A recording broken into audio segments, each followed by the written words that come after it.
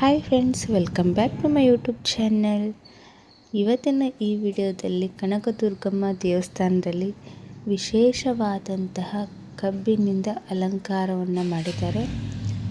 So ಬನ್ನಿ ನೋಡ್ಕೊಂಡು ಬರೋಣ. ಇವತ್ತಿನ ದಿವಸ ತುಂಬ ವಿಶೇಷವಾಗಿರುವಂಥದ್ದು.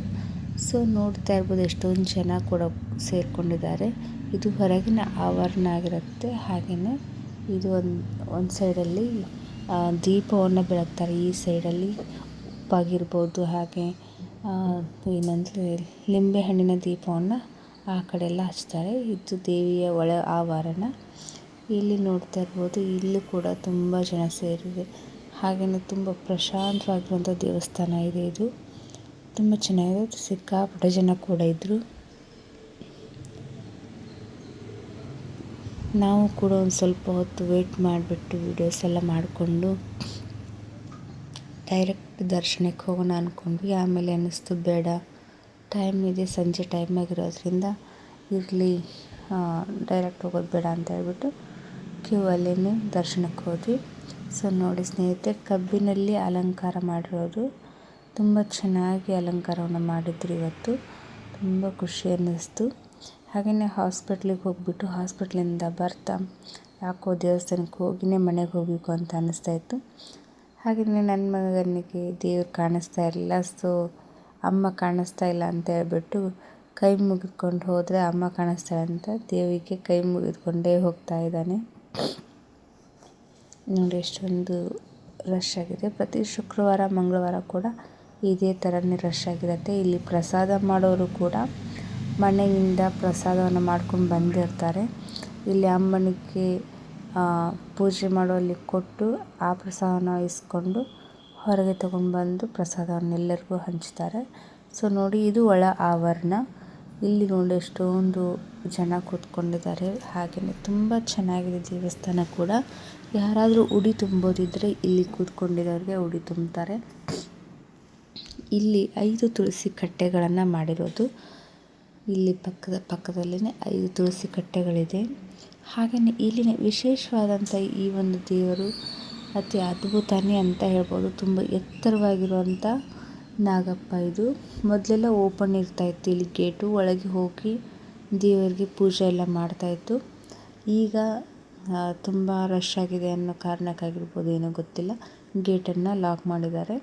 ನೋಡಿ, ಇದು ದರ್ಶನದ ಪಾಳೆ. ಇಲ್ಲೆಲ್ಲ ರೌಂಡಲ್ಲಿ ನಾವು ದರ್ಶನವನ್ನು ಮಾಡ್ಕೊಂಡು ಬಂದು ಪ್ರದಕ್ಷಿಣೆ ಹಾಕ್ಬೋದು. ಹಾಗೆ ನೋಡಿ, ಅಮ್ಮನ ಹೊರಗೆ ಇರುವಂತಹ ಅತಿ ದೊಡ್ಡ ವಿಗ್ರಹ ಅಂತಲೇ ಹೇಳ್ಬೋದು. ಇಲ್ಲಿ ಗಾಡಿಗಳೆಲ್ಲ ಬಿಟ್ಟಿರ್ತಾರೆ. ಸೊ ಲಾಸ್ಟಲ್ಲಿ ಅಮ್ಮನ ಒಳಗೆ ಏನು ಗರ್ಭಗುಡಿಯಲ್ಲಿ ಮಾಡುವಂಥ ಅಮ್ಮನ ಅಲಂಕಾರದ ಒಂದು ವಿಡಿಯೋಸ್ಗಳು ಇದು. ಸೊ ನೋಡ್ತಾ ಇರ್ಬೋದು, ಬೆಳ್ಳಿ ಅಮ್ಮನಿಗೆ ಪೂರ್ತಿ ಬೆಳ್ಳಿಯಲ್ಲಿನೇ ಅಲಂಕಾರ ಮಾಡಿ ಸುತ್ತಲೂ ಕಬ್ಬಿನಿಂದ ಅಲಂಕಾರವನ್ನು ಮಾಡಿದ್ದಾರೆ. ತುಂಬ ಚೆನ್ನಾಗಿದ್ದಾವೆ.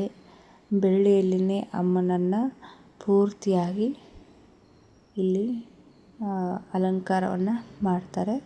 ಸೊ ನೋಡಿ, ಎಷ್ಟೊಂದು ಚೆಂದ ಮಾಡಿರ್ತಾರೆ.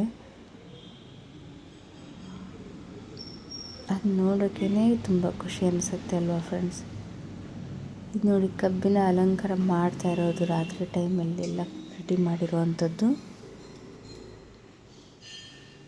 ನಾನು ಫೈನಲ್ಲಿ ಈ ಒಂದು ಅಲಂಕಾರದ ವಿಡಿಯೋ, ಹಾಗೆ ರಾತ್ರಿ ಟೈಮಲ್ಲಿ ಅಲಂಕಾರ ಮಾಡ್ತಾ ಇರೋವಂಥ ವಿಡಿಯೋನ ಹಾಕಿದ್ದೆ.